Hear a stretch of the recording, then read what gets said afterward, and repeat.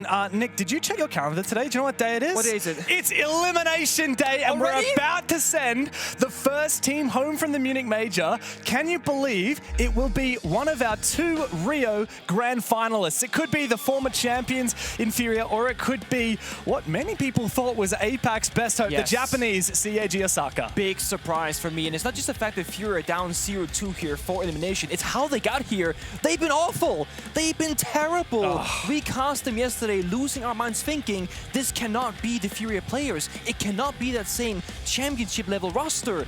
But that is the reality. And I genuinely think today, if FURIA have a slow start to Clubhouse, they could lose this 0-2 and go home. And it would be a historic loss for this roster, who have never been first rounded at an event before. Ever. As FURIA, as W7M, they've made it to 10 international events prior to this.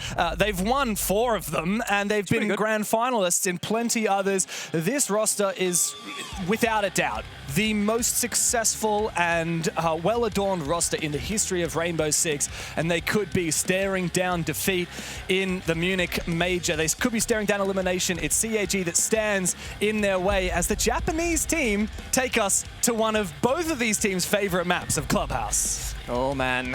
Now, if you're wondering how FURIA they find themselves down here, they've been very timid, very almost scared on the server, not seeking plays, not having that coordination, that timing. And when they're on the attacking side, they have just been lackluster. So I think the big saving grace right now is on map number 1 of Clubhouse, FURIA on the defensive side, where they can follow the paper. What the strat's gonna be, who's gonna be in what position, and who's gonna be playing what operators. CAG, if they can win the first, 2-3 rounds or have a really good shot at those and like scare FURIA a little bit, make them a bit more reminiscent of yesterday's games, they can mental boo them pretty early. So I think these first few rounds are going to be so important.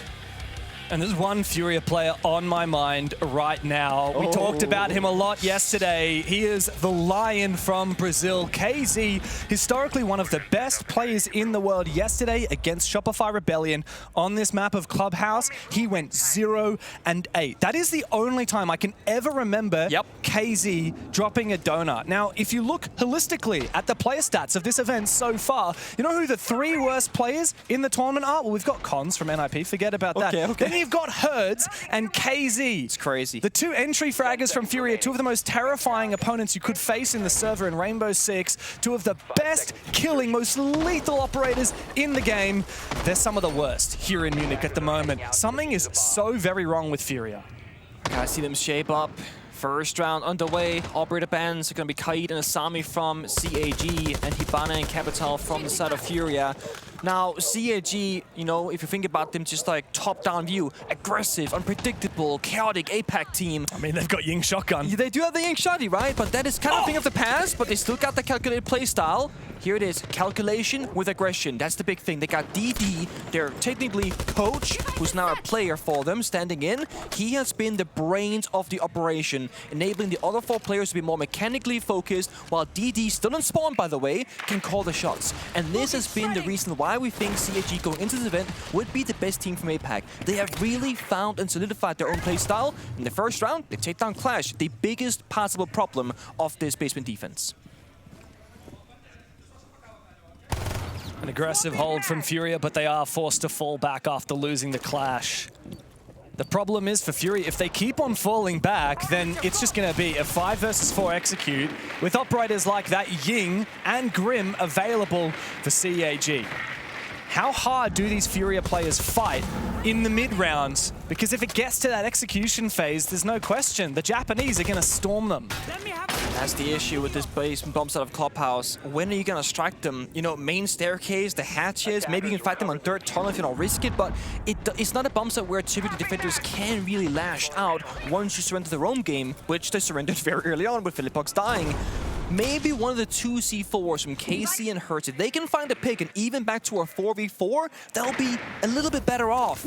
But look at CAG's positioning. It's pretty safe. They're not over-swinging and making risky plays. They're droning, they're checking, they're in fact double droning multi-door to side, and they're still in the second phase of this round. They want to figure out where that execute will happen. But right now, a lot of pressure bottom main and multi-door. C4 secondary hard breach. exposing the position of Herds, but he's still pretty safe, and he has that mirror window. Anaton is going to go straight in. He's actually sneaking on through, but KZ manages to catch him. Herds comes to life as well. Goodbye to Shurip. That's one of the deadliest players from CAG. DD's pretty much stuck here after detonating the Vulcan canister. It was an off-piste quick attack from CAG, an early execute, not telegraphed. But Arkuli also went down to that C4 on the... It's still winnable, though, 3v3. Bit more predictable now, though. They know exactly what DD is. He has the Fuser as well. Herds right now, if he dies, that's going to be a disaster for FURIA. Pivotal moment here. Herds, his position revealed. They know exactly where he is. Damage dealt from DD with the Bailiff. He needs to reload the primary. JV finds his. Arkuli trying desperately to bring it back for CAG, but there's nothing to be done unless Arkuli puts the team on his back. He finds all three of them. And amidst the chaos, FURIA find nothing but a round against them. The execute started off with his C4 injuring Arkuli inside of kitchen. He almost bled out, just waiting for someone to save him. And CAG were trying to figure out, do we still go for the push? Do we go for the revive? And they kind of just stagnated and reset the round in the middle of the chaos. And that 20 health player of Arkuli, he ends up saving the round for his team. And FURIA, they were actually fighting back with confidence. That looked a lot better than yesterday's games. And still, somehow, they lose the round. I still could not believe it was Herds, right, on the mirror. On the floor, breakdancing. A little snake, yeah, literally breakdancing as Mira hiding that position on the church wall. A mirror window open to his right, a hard breach hole open to his left. That guy, all he needs to do is stay alive. And man, he did that for a good long while. And yet he tried to swing in the 1v1. He gifted a chance for Arkuli to clutch it up. Arkuli says, thank you very much. Hook, line, and sinker. FURIA have taken the bait. And CAG start with an attack round win on Clubhouse. Big. So that basement bomb site as well, probably statistically going to be one of the better bomb sites here. CCTV will be attempted on the second rotation for FURIA, and again we see the clash. Now, if we zoom back to the opening gunfight of the first round, that was Philippox and Clash dying. Had Clash been alive in the 5v5 at the execute, completely different story. So FURIA, those opening engagements, they have to go their way. They can't lose bodies in those silly ways of being caught off guard.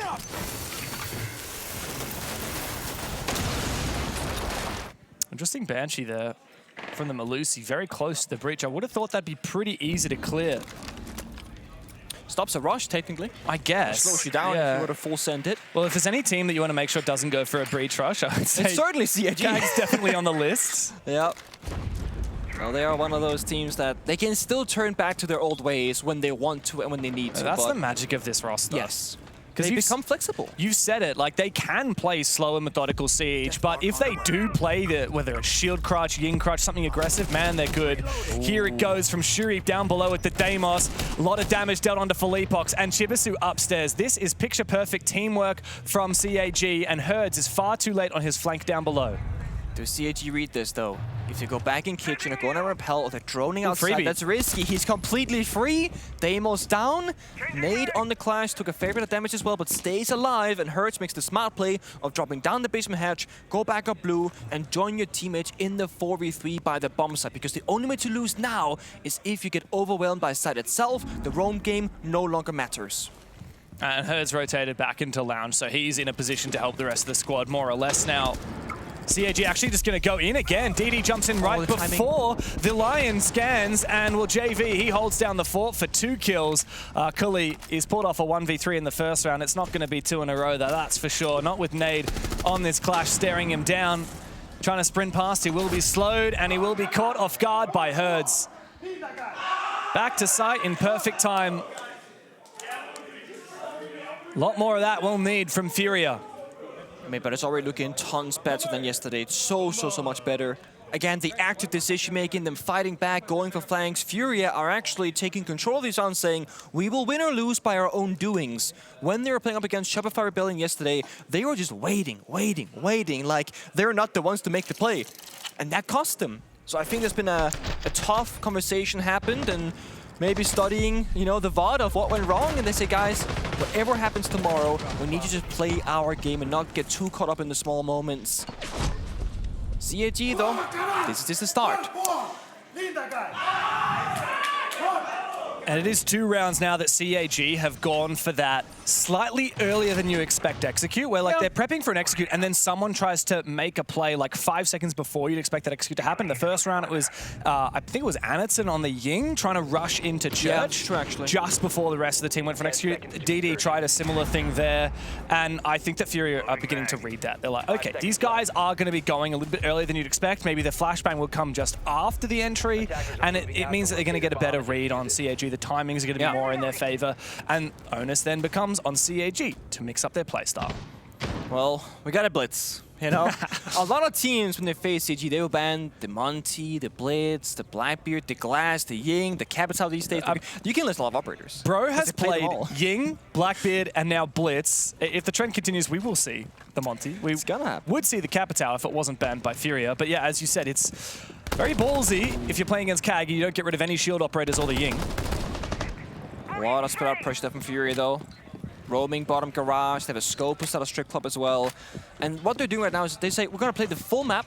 We're gonna have people that can fall back easily in the less scary positions. Felibox on the Scopus and a mute jammer in strip club can teleport away, but here comes the Blitz. I like this. Anaton gets around it, bit of damage dealt to him. And a great shot from Felipox. 2 guys. A second one coming in to support, it's KZ, and Pox finds them both. Great roam game from FURIA, perfectly debated. CAG. And Felipox could even get back to site if he wanted, leaving KZ stranded. Herds actually is going to fall, though, to Arculi. A little bit of over-aggression from FURIA does gift the Japanese a way back into it with 2 players on low HP and Felipox back on site. I don't think it's possible. Damage is done. I mean, this is genius, right? You get 2 players in strip room, means one can teleport back Scopus, of course, leaving back KC for that flank game. He goes down, but it's okay. Arculi and Shurip low on health. One took to be called, already used. Grim is in the grave, Blitz in the grave. What do they have? They have a little bit of self-destruction in the Ram, and then that's their flash and nades. No hard destruction. Yeah. Like, you'll take this if you're FURIA any day of the week. Absolutely. Look, if the 2 CAG players were full HP and they had at least 1 bit of hard breach left, I'd say this is actually pretty even. But no, like, they're not going to be just brute forcing gunfights because of the low HP. They don't have like the Blitz or any kind of little secret source that you can brute force an angle from, and they don't have hard breach to open up more avenues. So yeah, very much restricted. And they used their last call to just double check the roam clear. So like now they have literally 4 flashbangs and 2 grenades. That's all they can do.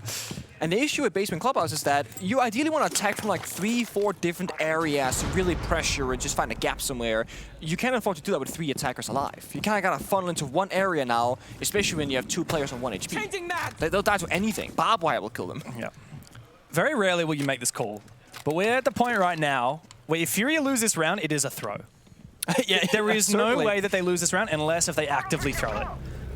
And Felipox is making sure that's not going to happen. Takes down DD, 3K for him on the round. It's just the 2 low HP players now as he is a little love tap onto the gas pipe. Make sure that it's not possible now for the player to walk on through, at least not for a brief moment. He's still watching the angle. I think it's Shurip. I know it's Arculi on the other side. Big 4K. Surely the ace is coming on up for Felipox. And indeed it is. Exactly what the doctor ordered for FURIA. They needed the ambulance after a rocky start to the tournament. We're starting to see them finally come back to life. Hitting their shots, playing with confidence, and actually just being that similar same team where they say, you know what, we're never going to be out of this game. We can always go for another play. And they have pocket strats even too. Something that we kind of critiqued them for yesterday was they're playing very standard Siege in a poor fashion. Then the 1 round victory they had on Clubhouse in the attack was a pocket strat. It was that CCTV catwalk rush where they aura off the top red door, sprint through breach and just jump into catwalk window and take catwalk control. That's the only victory they had. Here now they're in defense, and this strip club play, 2 players, 1 being a Scopus TP's away, Castle stays back. That's a pocket strat. Yeah. FURIA are not known at all for like specific strats, or especially pocket strats and rushes or little whip it out once type things. They're known to just be some of the best fraggers in the game with some of the best team chemistry. Yeah. The timings, and the best timings. Yeah. And that's what was really lacking, especially yesterday against Shopify Rebellion. Individually, the players could not stack up. We saw that with KZ getting a donut. We saw that with Herds being the 3rd worst rated player at the tournament so far. Yeah. And they also weren't working together very well. Now, today, both of those things have changed, right? Like, Felipox is clearly... He's there. He's gunning, right? And then on top of that, you've got some pocket strats, and they're working together. The way that KZ and Pox held that position as a duo certainly set them up for success. We got a little bit of a tech pause here. We saw DD whip out the strat book. He's going to give it a good read and say, what can we do this upcoming round? So during a tech pause, players cannot talk siege amongst each other, but you can sit there in your own head and go, what can I say when the tech pause is over that can help my team? Yeah. So...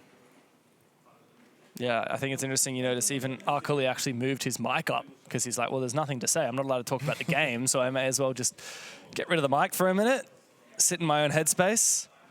I actually remember quite a few rounds during the Rio Grand Final between these two teams where we had extended tech pauses and Anaton spent it literally flexing to the crowd.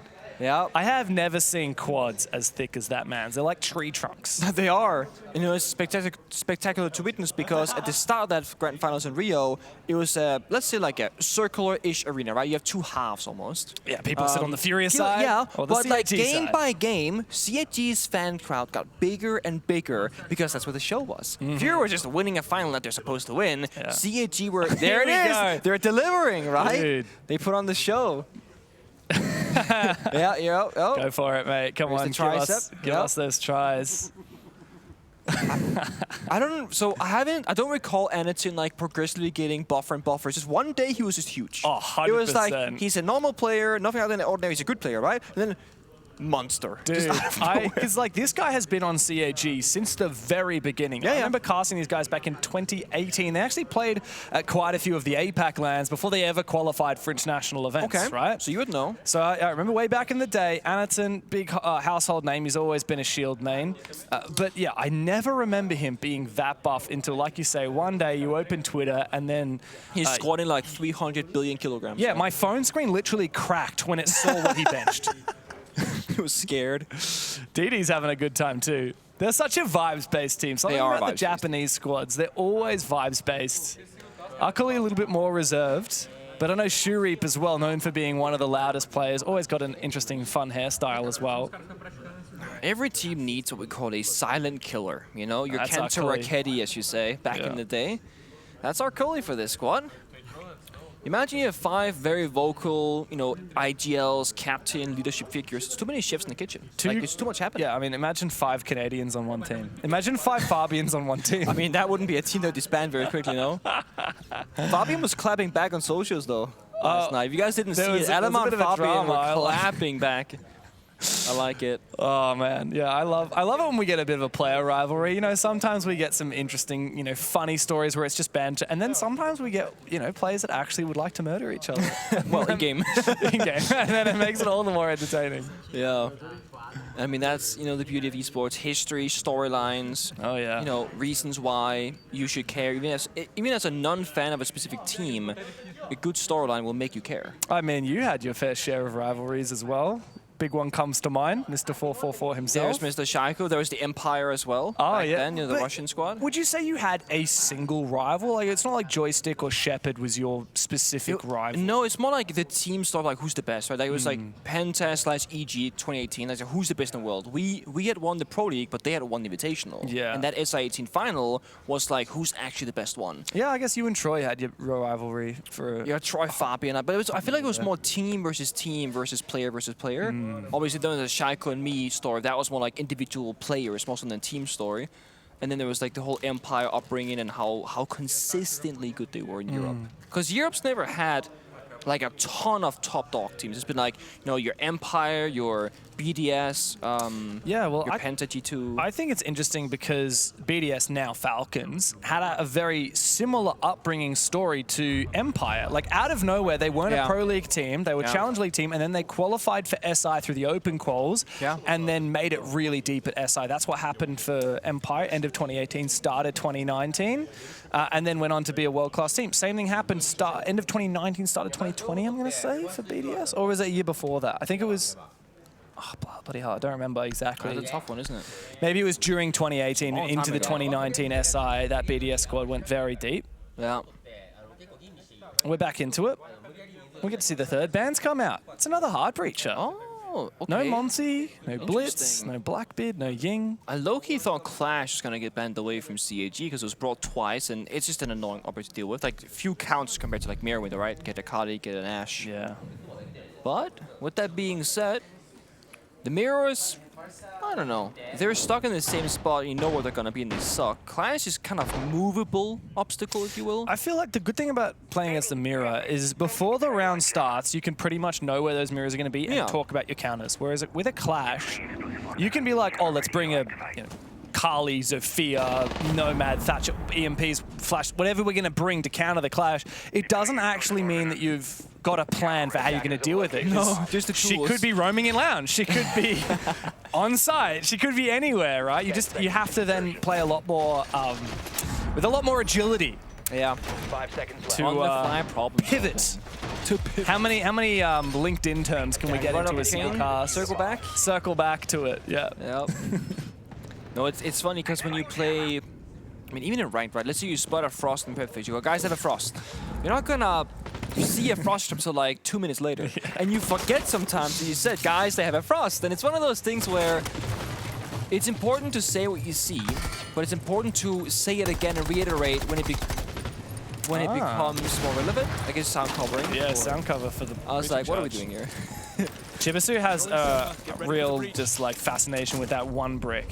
He hates it. He's got a rivalry. With the brick wall. There's something cursed about rappelling on CCTV breach. It's always this doomsday. I don't know. That's not a fun angle to play. It's not. So FURIA, they've won their 2 in a row. After that extended tech pause, oh wow, Chibisu actually might have had a freebie had he not detonated that. Ooh, okay. Cheeky angle from Hertz. So this is tricky now because with the right timing, you can climb that ladder, go for an incredible flank. At the wrong timing, you'll just die. Oh, they're sus though. Yeah. Hamilton has a drone bottom garage. They have an inkling. The Hertz is looking for it, considering it. Will he go for it though? Is it time Hertz right now? Oh, yeah, they know. They know. Perfect. It's a freebie. Well played and well read from CAG to make sure that they are so diligent watching those flank watch cameras. It's so easy to move forward because look, there's no pressure top red. Like there's no reason not to take the space for free. But they had that feeling, that small sound cue perhaps. Spidey sense. Yep. This is too easy, guys. They shouldn't be giving this to us for free, right? Oh, it wasn't free because this guy was flanking us. You can see though that FURIA are a lot more aware of this vertical play than last time. I believe it's them who's opened up a lot of these angles looking down below. Arkali though finds JV. Now where was that? Looks like it was inside a gym actually. Yeah, I mean he's on the roof outside, so it must have been gym window and then all the way through. Or through Master on this angle, for example. Could have been JV swinging the... Oh, he's died by the windows. Maybe he swung him, actually. Yeah. Either or. It now means you're playing 5v3, and with a Clash up, it means maybe a 5v2 effectively in terms of gun skill. Yeah. So, I feel like CAG now, they have a rare circumstance. You can just overwhelm the bomb site. Jump in the window, pushing condor, drop the office hatch, where normally you want to try and organize it much more structured, because you can't risk dying. They can afford to lose bodies. Here we go, though. Numbers will overwhelm the defense. Felipox, who's been the best player for FURIA this tournament, goes down, all up to Nade, stranded behind his shield. He's about to get stabbed in the back by Shurib. Arkali finds him first. Great round from CAG, the best we have seen from them yet. And this is kind of what's scary about CAG. If you let them execute in a 5v5, they can do that now with DD being a player. But if you give them openings and they get some opening kills, they will overwhelm you with mechanical skill. So this is worst case scenario, giving them the 5 versus 3 that became 5v2 very quickly. Oh, he actually window banged JV. Oh. Okay. That's troll. You know, some players have bad luck like that. In all my years of Siege, there's one player who I've seen being shot when he's running past a door or window barricade more than anybody else. And who is it? Fabian. Really? I'm not even kidding. Every single week this would happen. I'm like, at one point I said, Fabian, can you stop spawn peeking? He goes, what do you mean? I'm running past the door. And I didn't believe him. And I got to go through the video, right? Yeah. And you watched it. You're like, dude, you really did get unlucky. Even till this day, I have never witnessed a single player ever get shot through a door or barricade on bad timing as that guy. You know, I always said that I think I would probably have won a few world championships if I had better luck. You know what? I'm really good at the game. I'm just unlucky. I'm just unlucky. The game's like, against that's me. why I'm stuck in plat. It's one of those things. You say good players make their own luck, right? Yes, no, and I do love that phrase. I noticed here that FURIA tried to make their own luck by getting Herds to hide on the rafters as Bandit. Funnily enough, yeah, I mean, cool idea, but we've got the Maverick from Anaton, so... It's again, when you get to this level of play, there's a lot of half assumptions and half reading your opponent, right? Yeah. Where you're going, okay, we don't see the 5th operator. What could really mess with us? Bandit could, for example. Okay, let's bring the Maverick just in case. Because even if they don't have a Maverick, or even if they don't have a Bandit, Maverick is still good to bring to just get up in a wall, wherever. And you get double heart breach destruction, always good to have a backup. Also means that Chibisu can play double secondary util, that's not heart breach. If I can point out as well that Anatson, so proficient on Maverick, he gets out of spawn and makes the wall soft in 24 seconds. Yeah. And, you know, there's many arguments that we see where a pro player will struggle with this and take a long time, and here we can say this is a good example of a player that can do this very effectively. Oh, yeah. And he's doing the min-maxed version, where you don't do the full line left to right, you only do about 70% skipping the corners, and that does work. But if you mess it up by a pixel, it gets really messy. Yeah, and then you have to go back, and that's when every single opponent on the enemy team is going to be trying to find you. It's a good setup. Much better start for CAG. Last time they lost a lot of players when trying to take control of Logi. This is a lot better. Look at the pace. Very slow, very methodical. They're doing the heart breaching, the Bravo drone scouting. They're cooking something. And they do have the glass, which can really either get you a lot of value or none at all, depending on how those smoke grenades go. But Hertz is ready for it. With that Maverick in place, says, I can't trick the walls, but I can jump out that gym window. But look at Chibisu. They're trying to bait this play possibly. Sure, shooting. If another smoke goes out or piece of throwable util, I bet you Hertz jumps out. Yeah, and Chibisu is standing right above him.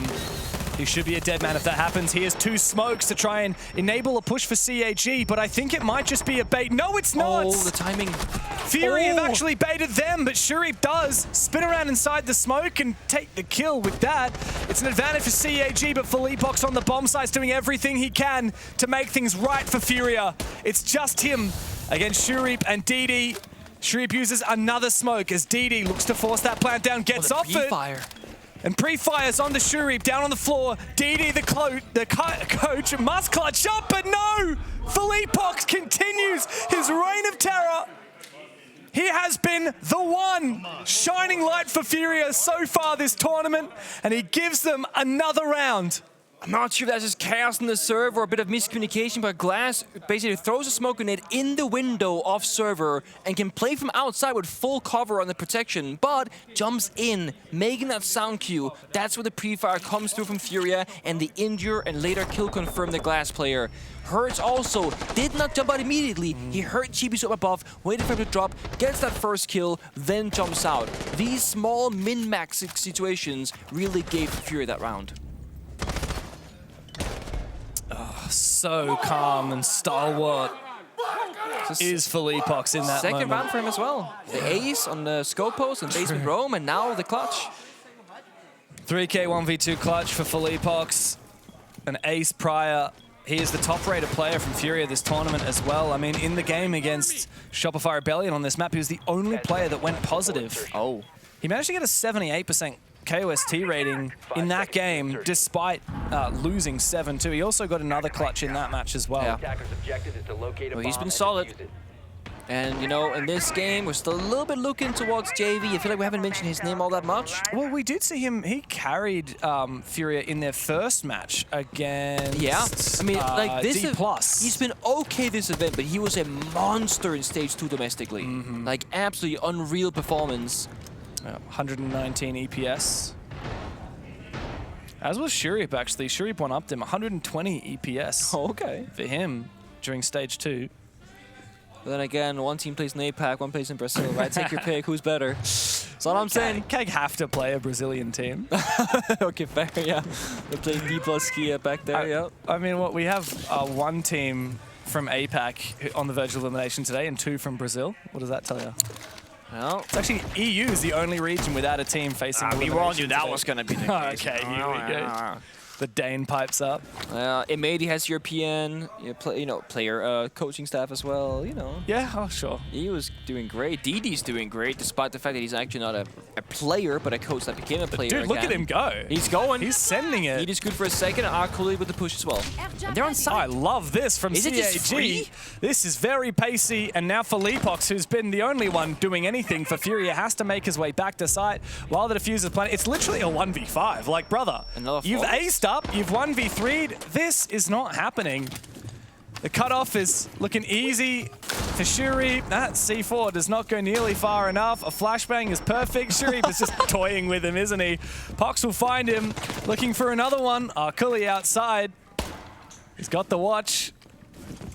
Oh, what a good round from CAG. I mean, that's 2 rounds. Oh my God. Very convincing for the Japanese on the whole in this game so far. And it will end up the half at an even scoreline. Come on, Felipox, finish it off. Stop with this exit. Stop with this dilly-dally. Let's put this half to bed. Let's finish it off. Come on, Addington, get him for goodness sake. Finally, Akuli puts him down. That's the half. 3 rounds each. And out of nowhere as well, just walk down blue, walk in dirt tunnel, get a couple of kills and get down that diffuser. They made it look so easy. And it comes down to recognizing that FURIA are going for a roam game. What do? Hit the bomb site. It's again the mixture of playstyles for CAG and their adaptability. Even half 3-3, I think CAG will take that. And you know what? In a moment like this, when we're doing the operator bans, the coaches are actually allowed to talk to the team. Which coach? Coach, singular. Okay. Because in this match, of course, you can see Igor behind Felipox and Herd's player cameras. You can see Igor pacing back and forth, talking to the team. What coach does CAG have again? Well, they don't have one because... they had Didi. Didi is playing in the server right now. I just think it's crazy that you fly all the way across the world and you have to play. It's just the 5 of you. Like, there's no one to have that added perspective to calm the boys down. He has to do that while playing the game. No emotion, like no neutral, non-emotional perspective, right? Because like a coach, like of course you're like in it, but you're not in the server, so you can have a more calm mind about it. If you watch the player cam stuff for CAG, DD, his lips did not stop moving. He was talking the entire time, looking at the paper, looking up, left, right, eye contact. Very efficient attack time out. Or side swap, should I say. Yeah. Clearly quite a good leader. Oh, absolutely. Didi, a player that's been around for a long time. He played, I believe he actually competed at the Copenhagen Major for the Donuts Varel roster. I'm not sure if they were called Donuts Varel at that point in time. They've been through a few names now. They're called Kinatrope. Oh, yeah. This is the same continuation of that roster. Didi played with them for quite some time before he moved to a coaching role for CAG. Funnily enough, CAG, one of the few teams from APAC that is successful without an imported coach. Most of the teams these days at the very top level have an imported coach. Even, I know Enterprise, you could count. Mingo's from Korea. He's not from OS. He's still from APAC. Sure. Of course, D+ have a Korean coach, but a Brazilian roster. Yeah. Weibo have, well, quite a few coaches, but now they met Gohan this morning, Yeah, you talked to him? Yeah, he came by very happy, and I was like, dude, you got buff. He's a Chad these days. I was like, you got him big. He's like, oh, thank you. There's a lot of esports gamer to Chad pipeline that you see going on. It's happening, yeah. No, so Gohan was obviously a former pro player himself, back on Liquid as on many rosters, and had his fair share of success. What's this going on? So Nade is looking to potentially rush down on the side with the sledge in dirt. Meanwhile, Shoreep is farming upstairs. Ooh. Wow, that game sense is insane. He knows KZ's gone for his swing. KZ disrespects Shoreep. Ego challenging him every second of the day. Felipox and Nade, the 2 newest additions to this roster, they're going to do everything they can to make this 2v5 dream a reality, but there's just nothing for it. Shoreep's going to keep running rings around FURIA. 100% they watched the game yesterday and said, FURIA. Oh, he's running into him! What the hell? What is that? I mean, he's got his kills. I mean, Felipox, you are lucky to have found that one. Shuri must have had a heart attack, jump scare. They saw FURIA play yesterday and how slow and scared they seemed on the attack. It's like, let's just fight them. Let's just bring the pain to them and disrespect them a bit in the server. They've done that. They've gotten their picks. They're falling back towards the bomb side, playing that 4v2. With Felipox very low on health. And sure, they got some hard destruction. Hold up. This is where we throw it. A solo swing in a 4v2 is not ideal. You got to buddy up. 5-0 against G2 on console yesterday. We've seen worse CAG before FURIA they got 7-5. Felipox going to fall straight into the smoke and die. So just Nade left alone, and he will fall. No cagging today for the Japanese. They do lock in that round, mostly thanks to Shuri on that roam game. Someone is screaming. I can't tell if it's from our game or the other game because we're right next to the player area, situated like literally just a screen between us and some of the players who are yelling their guts out. It could be CAG though. It does sound like It does sound like Did I CAG. tell you that my Your hotel neighbor. room Yeah. shares a wall with the CAG practice How's room? that going? Last night, I mean, I'm pretty jet lagged. I was trying to go to bed at like 10 p.m. Oh, yeah, right? that's your fault. Yeah. And I just heard bang, bang, bang, over and over again. What the hell's going on, guys? Are they slamming the door? Are they slamming their desks? I genuinely don't know what's happened in the CAG practice room. I mean, it could be Anderton like squatting his teammates, honestly, and just hitting some, you know. It's butt to floor squatting like all the way deep, you know. I've been to the gym, and the weights there, they don't go up high enough for Oh, it. bummer. So that might be it. A little impromptu workout. No, the player floor is always a vibe. You just walk down the hall and see there's BDS, there's FaZe, there's CAG. I found out that my other hotel room wall is shared with Stompin, and he's a very respectful young lad. So that side of the wall, no complaints at all. You know, we had a cordial little hello as I passed him in the hallway. That sounds so much like him. He's like a nice, shy guy. He is, until he's 1v3ing CAG yesterday. Oh and my god, ruining all of the Japanese hopes and dreams. Guy might be shy, but guy is talented as Oh, well. he is a demon in the server. If anyone missed that clip from Stompin yesterday, that's totally play of the tournament so far. So far, yeah, definitely. The wall bang to the smoke bang, the double flick 180, like it's just, you know, it's just him. Yeah. His first ever major, by the way. He made his international debut at EWC. There he got a 1 versus 5. And lost 0-3 in the grand final. And then lost 0-3. It was like, against Secret though, wasn't it? Against The 1v5? Secret. It was the most like redundant 1v5 clutch ever. They never happened, but it didn't have any influence. Sure. Sadly. It was like the hardest 1v5 I've ever seen though. Like nothing was free there. Especially in that 1v2 at the end, but I digress. JV's fallen early. Also, he was 0-5 and injury going into this match, by the way. And he hasn't found a kill since the rehost. Nope. Entry from KZ. My God, Flash is dead. he's completely convinced that there was someone in bathroom, but there was nobody there. Numbers advantage for CAG, and it's just furthered now. It's KZ with it all to do. Out comes the shotgun he sees. Anderton for a brief moment pre-fires around the corner and gets him. Now he's got the mirror window to work with. And Diffuser in pocket. He might be able to make this happen, but he needs to isolate some ones. And he's being flanked. He's got good information. And the Candela goes out. He might be able to take the fight. Arkuli falls on back. Shotgun v shotgun now. The KZ, low HP, even at range. Arkuli will win this fight as KZ looks to bait it. He's got information on Arkuli's position, who continues to retreat back. He's trying as he might. But CAG again and trying to not CAG this round. Arkuli falling back, toying with him. And Jibisu has locked down that bomb set once more. They know KZ is only good on close quarter gunfights. It's a 1v1. KZ on the site. It's so well played from Chibisu, who has now fallen back. They're happy to play a retake. They let KZ go for the plant. Oh, his shield. Ooh, but he fakes it at the last minute, tries to spray onto Chibisu, but the Clash's shield saves him and confirms the kill, and the Lion struggles to find his prey. KZ, he's not happy today, and for good reason. A failed clutch, and with that, CAG are just 2 rounds away from putting Clubhouse to bed. Not happy today, not happy last night either. It's been a difficult start to the tournament, and you know, at first the thinking is they're just having a slow start. Teams that often go to the grand finals, they tend to have slow starts in a long tournament, right? You gotta look ahead of you. This is more than a slow start. It's a little bit uncharacteristic, and while FURIA are looking better today than yesterday, they still have not found their full stride like we're used to seeing them in. In CAG, you cannot underestimate them in the server because they are holding on strong, and ever since that side swap, ever since FURIA went to the attacking side, I am starting to lose a little bit more faith in them here in Clubhouse. Mind you, they go a layer next, where FURIA will start on attack. And that's where Lax was like, I could see this be a 2-0 for CAG, and Lax and myself both like, CAG are not winning border. Yeah. That's where DD's lack of strength comes into play, where DD is all brain. I mean, he's 5-2 right now, actually, but his play style doesn't fit border in my mind. Sure, I would never call it until it happens, though. No, but that's like, if you were to like break it down from like the map meter perspective, I mean, CAG needs a 2-0. CAG did beat Weibo on border, and Weibo and FURIA are the same border.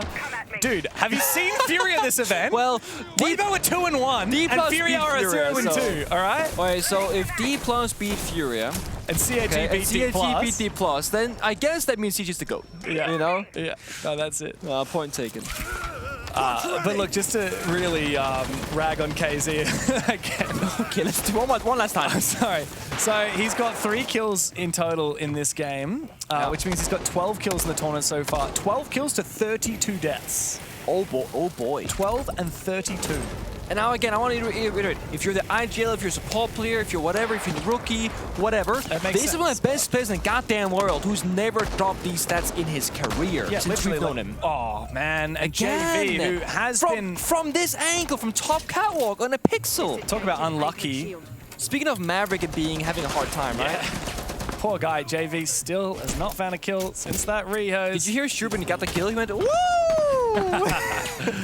Why so it is surprised? CAG right over there, by the way. It must be. And look at the ego chal as well, another player on rappel. I mean, JV 06, again, same story. Yeah. He was playing Bank, yesterday, playing Hibana, doing God's work, clutching, the team. entrying. And now he finds himself not in the right position. We got Clash in the Cal Rafters at ADSs and the shield to cover the face. They should be okay here for Shuri. Yep. The ADS is protecting him for a little bit, but the fire will eventually come on through, as do the air jabs from the Nomad, and Nade finds his entry onto Anitin. That's a very risky time to put the shield away for Shuri. Didn't go for the spin, and so Philippox puts him down. And FURIA make their way into Garage.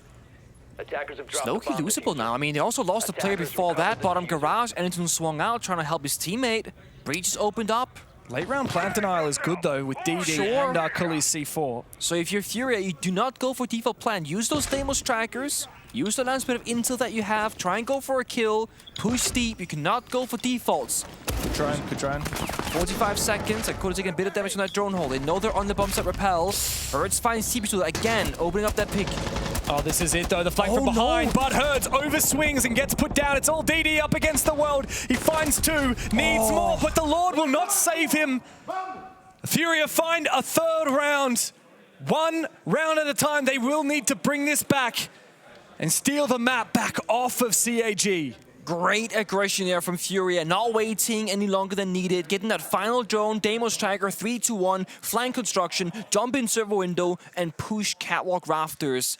Again, they recognize, guys, we have a 4v2. It's okay to lose a buddy here and take that risk. We have to make the play. Thinking again, operator bans. We just saw him go out Hibana and Bandit. Again, Clash will survive the operator ban phase despite having, I guess, mixed results overall, but definitely a strong contender for good operator. Yeah, I mean, picked 6 rounds out of the 9 that we've played so far. One of the most popular operators. So Shurb there was trying to put the shield in the back, turn around, and tank the air jab, and the shield covers him, but it gets caught in animation, so he dies. Valiant effort for DD though. Valiant effort. And we're finally seeing some smiles from the FURIA boys as well. They're only trailing 1 round behind. I saw a smile creep onto JV's face, which is nice. I mean, it's... He's just happy they won the goddamn round because he got wallbanged fired off. True. Woo! I'm so happy I didn't do anything. It's one of those feelings that's both incredible and awful at the same time, and like you get spawned to die in a really silly way, but you win the round. You're like, oh no, but oh yes. do nothing, but thank goodness that we want to. Like, and then you go, don't worry, this round is mine. I'm gonna do something now, guys. Don't worry about it. You guys carried me, I'm gonna carry you. You get a lot of time to watch your teammates and think. Herds is on, KZ is on the scoreboard now, which is nice. He had a big couple that round. Yeah. But it has been Philippox who's been Mr. Consistent. Oh FURIA. yes. Well, something happened on the B stream, I tell you what. I just heard the players going nuts. Honestly, don't remember who's playing right now, so I couldn't even tell you. I don't either, actually. Sounds like a Brazilian team, though, no? One of them? Or is it NIP? It could. Oh, it could be NIP. NIP SSG. NIP SSG. No, sorry, that's we're doing that after. So it's after. It's not Okay, NIP. it's not. That's our game. That's why I know. I'm stoked for that. That's why it's in my mind, I suppose. Just a little tease for you guys. We have the Rio Grand Final rematch now into the Montreal SI 2020 rematch later. Very different players, yeah, but yeah. I mean, we got Fultz versus Pino still. Yeah, that's true. Here we comes go. Boss G, though. Oh, Shuri! How does he flick to the head? At the final moment, Herds gonna be pretty tilted about that one. The Blackbeard going down, and KZ, he falls as well. Aggressive into the side. Philippox gets traded back. That's the saving grace for FURIA. Down in the dumps. Nade full HP as JV falls. It's a 1v4 for the Buck. They know where he is. That default cam was still alive. Mirror window facing Motador as well from blue. He is completely locked out in this bottom main stair positioning. Softball and turrets can be opened up, sure, but again, that mirror window, what are you going to do about that? 2 flags in pocket has to make the work for him. Oh wow, this is risky to pop that as well. No one exposes him. Yeah, time to drone. Trying to figure out where these players are, open up another avenue into the site, and trust in this DMR. The cameras, flashbangs go out. That's both of them used. Now he tries to force the plant. This is very risky. Even if CAG let him plan, they are favored in the post. But no, he fakes it. He feels he has to.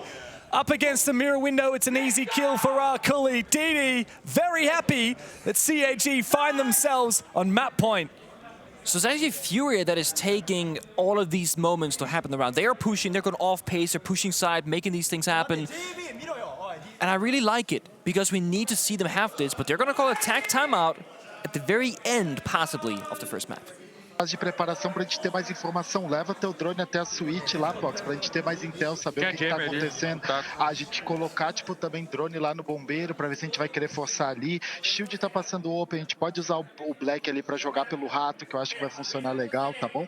Agora eles vão provavelmente pegar os 2 bombas de cima. A gente pode fazer, talvez, a gente pode fazer a nade box ali na garagem, a gente pode repetir mais uma vez uma padrão. Aí vai do feeling de vocês, se vocês estiverem mais confortáveis, ou até mesmo a gente fazer... a garagem plantando. Plantando, pode ser também. Na academia, agora eles baniram o Termite, né? Se eu não me engano. Não, baniram o Ribana. Tá, Termite e Ace. Então vocês podem escolher. Vocês querem fazer a Open Kill ou fazer uma abre tudo e decidir onde... Tá. Okay, so a lot to say in very short time, so he did not waste a breath. He was ready. He talked until the admin muted him. Yeah. The admin said you've had your 60 seconds, That's impressive, I gotta say. Now, again, I've said this so many times in my career, I wish I spoke Portuguese. Oh, man. Because I'm sure there's so much to take away from that.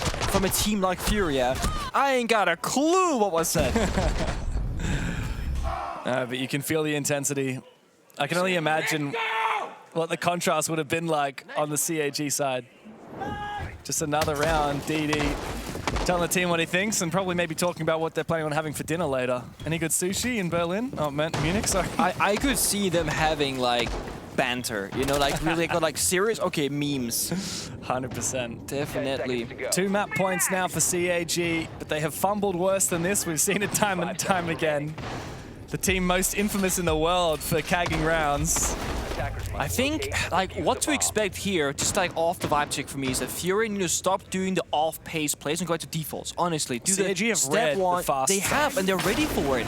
Do step 1, do step 2. It's a bit boring, a bit predictable, but when you look on the paper, FURIA, they're a better team than CAG. I mean, the stats all prove it. Maybe not right today and yesterday, but overall. And I think matching CAG on even ground should favor them. No more tricks, no more risks. Just do your breaching, taking CC control, pushing over to connector, and executing by master bedroom. The only attack round that FURIA have won was when they did that methodical execute onto the rafters, killed the clash, and then converted the numbers advantage. And they did that in a 4v5 after JV got wallbanged. Yeah. So I think that FURIA... Slow and steady. Yeah, that's the way to play for them. Just, they cannot afford to lose a body early. And most notably, like, JV has to stay alive because I think this man has so much more to provide for us if he can survive the first minute and 30 seconds. I mean, he's on ace, he's got spare hard destruction, soft destruction, but he's often in the grave before getting to use things in his pocket. The only issue with slow and steady here, despite holding that angle, JV finds a kill. He's on the scoreboard, boys. First kill in 8 rounds for JV, by the way. And very importantly, if they're going to be very slow and they don't get this kind of pick, the clash, mirror window, and my magnets could be troublesome.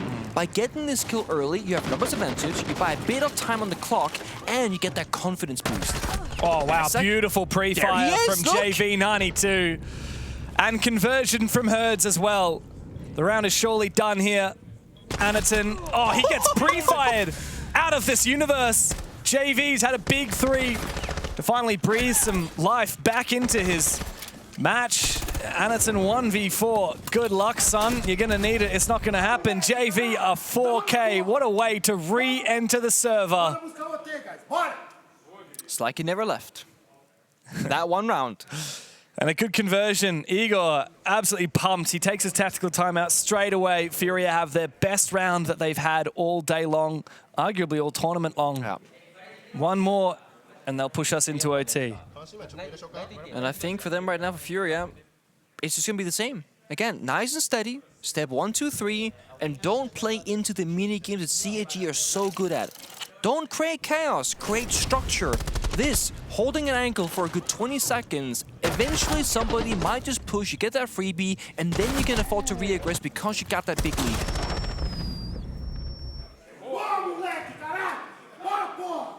Big energy from Igor there as well. Just really giving JV his flowers there. But you can see the look on the faces of players like Herds and KZ, like they, especially Herds, because he's someone who gets energized. KZ is very much a silent killer. Herds, he's got the Alamo energy, right? He loves getting big, he loves getting at it. And all tournament long, he's been quiet because FURIA knows they should never be in this position. Like, they're on day 2, round 3 of the Swiss bracket. They've had 0-2 in their first 2 matches, especially the Shopify Rebellion one, absolutely terrible. Now they're playing up against CAG, who, you know, a lot of people always have this asterisk next to the APAC teams. These should be easier games. And FURIA are on the verge of losing one of their best maps against CAG. They know that this is not where they should be. They need to prove to themselves that they deserve to stay at this tournament, or before you know it, they'll be gone. But the mental is a tough cookie because you can sit there and go, this isn't good enough, we should be doing better, but is that going to help you, right? If I look at the player cams, I don't feel like Hertz is showing me that he's, 110% in this, believing in the vision. And the scoreline shows the same story. JV down early again, Nate takes a bunch of damage. It's an aggressive pick. And he just swings it, and it just works. Again. That wasn't drone hole, was it? I mean, I think that was a drone on the breach, maybe? Or no, that was drone hole. No, you're kidding me. You're kidding me, JV. You stand next to the drone hole? That is brutal here. I mean, if we wind back the clock, the final round on Bang, JV died in a silly way first as well, and they lose that map, they lose that game. Oh, it's embarrassing. This is a BO3, only the map is on the line, but again, it paints the wrong picture for FURIA. Right, last 9 rounds, JV has had one where he's had impact. Yeah. That is it. One and done, but Hurt shows up big with that flank and master bedroom. Has a good read in the second as well. They can isolate BD in office, but look at that, the crossfire is good. Yeah, he's been put down, and Arkali finishes him off, so the off-pace pick only finds 1 for FURIA. Nade's also low on HP. He's trying to figure out a way back into it, but it looks desperate here for the Brazilians. They don't have a clear push. Instead, they're just throwing bodies, and Nade finds 1. But like you say, side is weak for CAG, and the opportunity is born for FURIA to take a storm onto site. Shurip now, in a 1v3, makes his way back up the red stairs. He's got good info. Red pings in abundance. As 3 Brazilian players make their way into the side, he finds 1 before he's taken down, and FURIA push us the distance here on Clubhouse. So many small things happen there. For CAG, it was looking good, right? But they had this awkward phase of the bomb site is very vulnerable. The reason for that, they double reinforced the catwalk rafters walls at the beginning of the live phase. And that means that CC window jump in cannot be watched from catwalk rafters. Shurip was on an island on the Jaeger, unable to help his team, and he becomes last alive. They had 2 roamers in master bedroom. 2 Burrell by the bomb site that died first. And that means it is completely over. No one can help each other. There's no middle link any longer.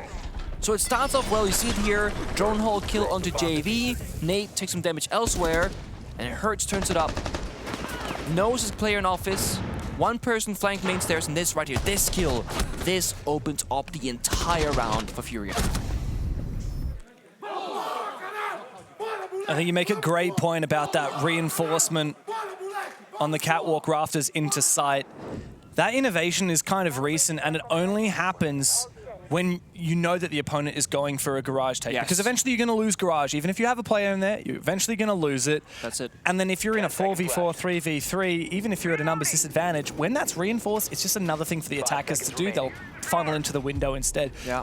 If you're in the position that they were in, which I believe was a 4 versus 4, and then the focus wasn't on garage, then your garage player is just not on the team. Yeah, he's not. Like, the only thing he can do is watch garage. And there was no one there.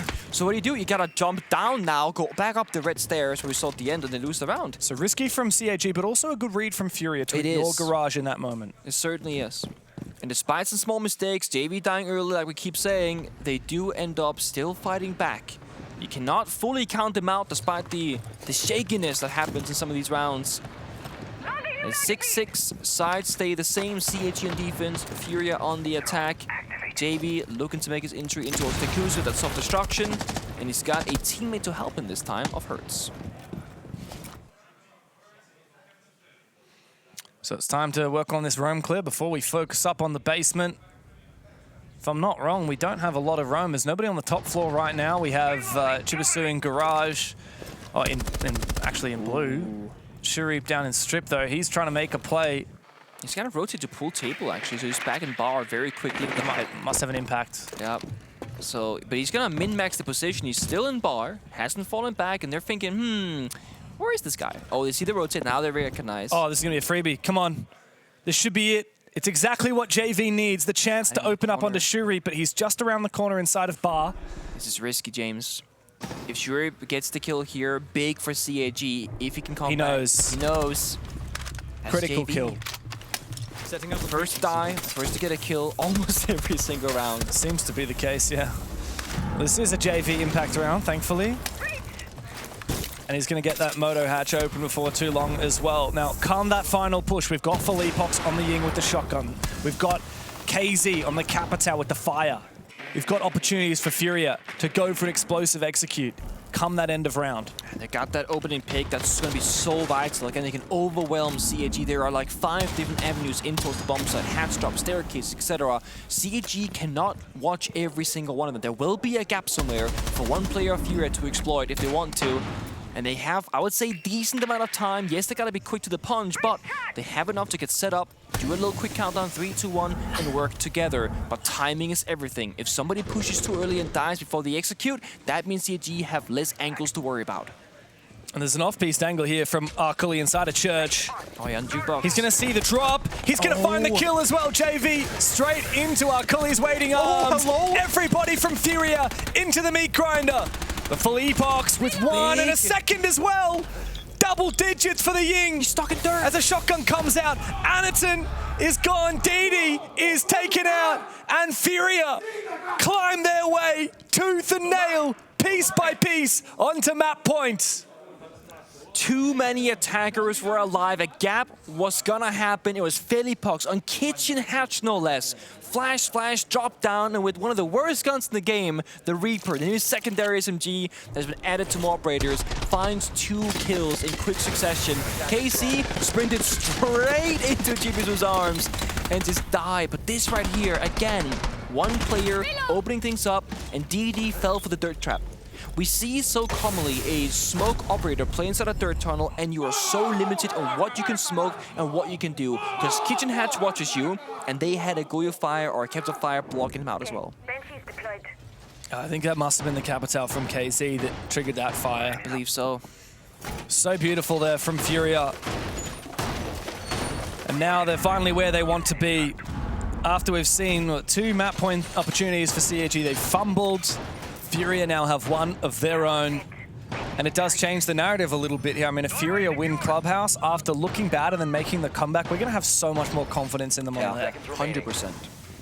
They're getting some confidence in themselves. I think JV, I mean, again, the team of FURIA have struggled, but JV has usually been pretty solid, so him having this much of the off game, which is 2 rounds of impact, is very uncharacteristic. He's surely going to do better on Lair and Border if we go the distance. But for this round, Munti finally brought out by CAG with Glass to follow right after. This is the good old chaotic playstyle where they can go fast or they can go slow, and you're not going to know until they're in your face.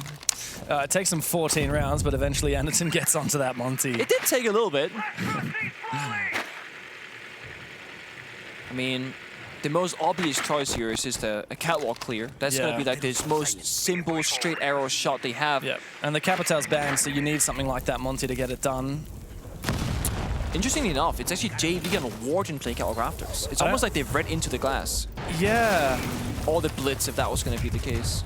Yeah, true. I still think, I mean, Warden isn't the best position, best operator. I mean, you don't have your Jaeger, you don't have your Omai, so the frags are still going to be a troublesome thing, and you do have 2 on Chibisu. Yeah.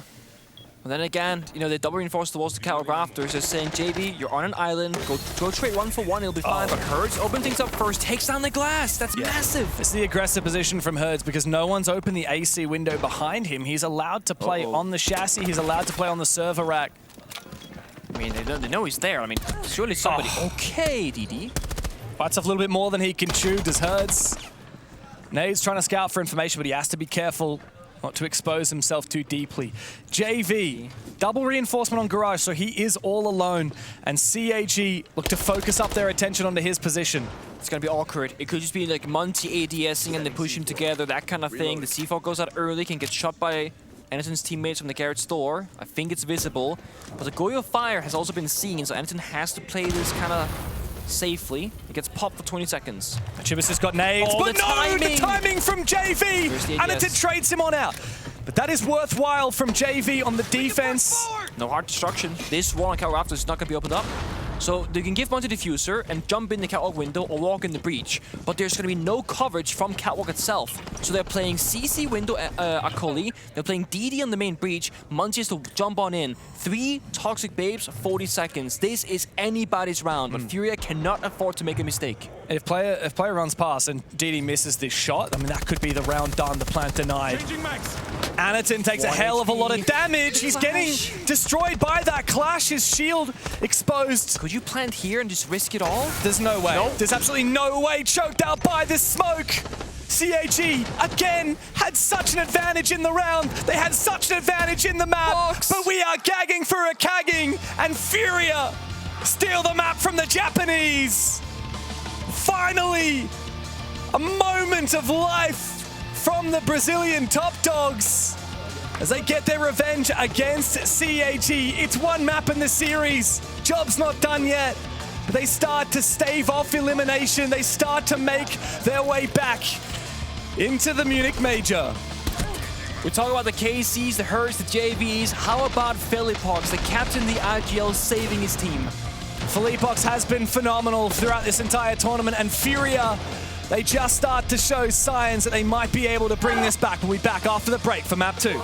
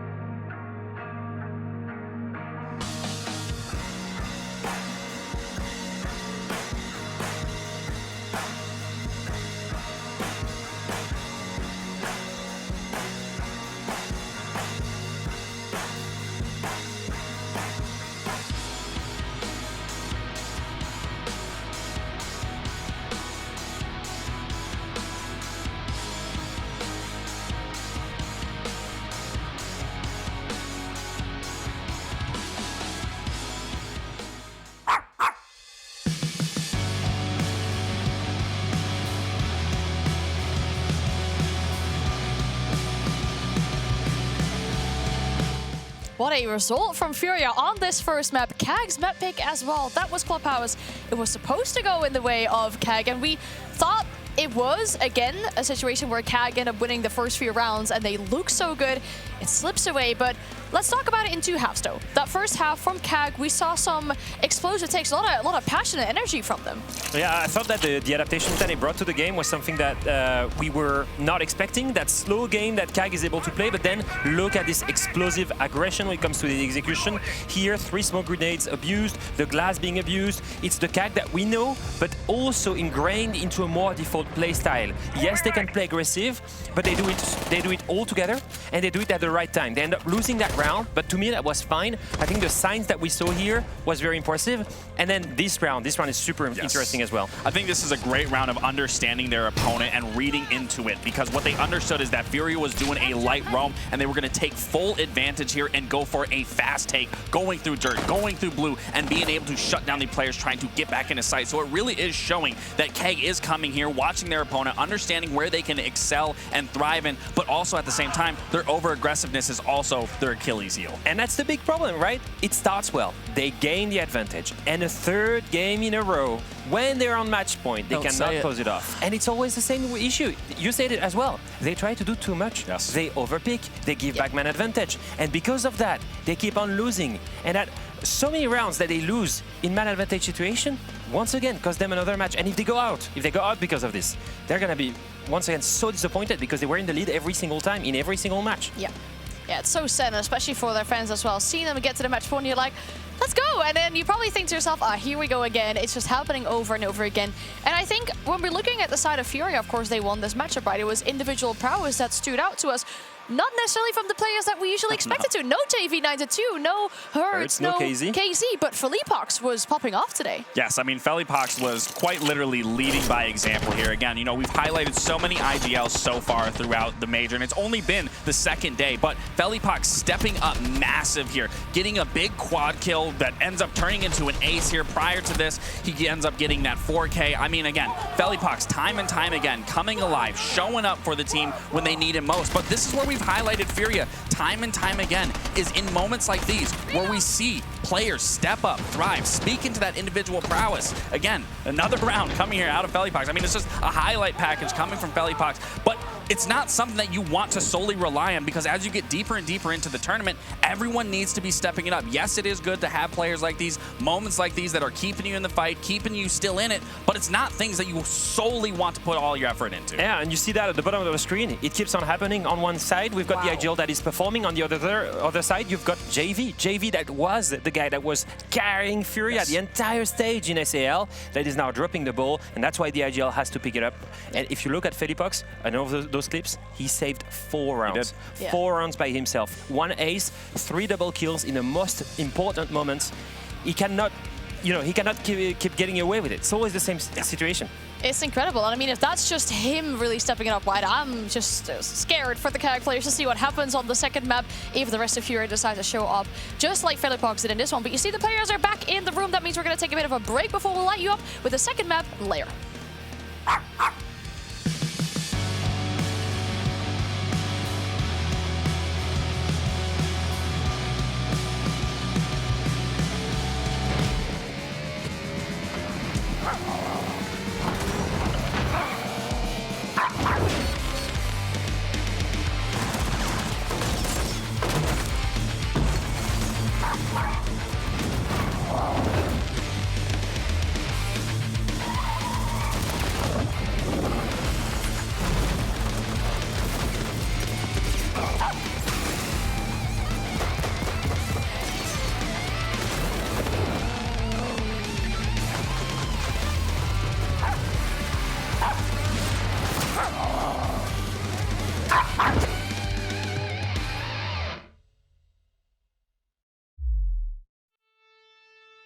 I can see what's in front of me.